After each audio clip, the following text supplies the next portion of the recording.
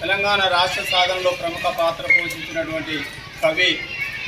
దాశరథి కృష్ణమాచార్య గారి జయంతి సందర్భంగా వారి చిత్రపటానికి జిల్లా నాయకులు గుండగాని రాములు గౌడ్ గారు, గ్రంథాలయ చైర్మన్ మాజీ గోపగాని రమేష్ గారు పూలమాల వేయాల్సిందిగా కోరుతూ, తెలంగాణ కోటి రతనాల వినా అనే నినాదాన్ని ప్రజలకు అందించి ప్రజల్లో రాష్ట్ర సాధన చైతన్యాన్ని రగిలించినటువంటి మహాకవి దాశరథి కృష్ణమాచార్య గారని, వారి అడుగుజాడల్లోనే వారు ఇచ్చినటువంటి స్ఫూర్తితోటే మన రాష్ట్ర మాజీ ముఖ్యమంత్రి, తెలంగాణ రాష్ట్ర సాధకులు కేసీఆర్ గారు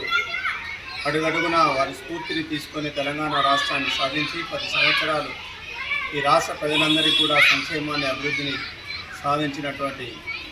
మహానాయకుడు కేసీఆర్ గారిని తెలియజేస్తూ,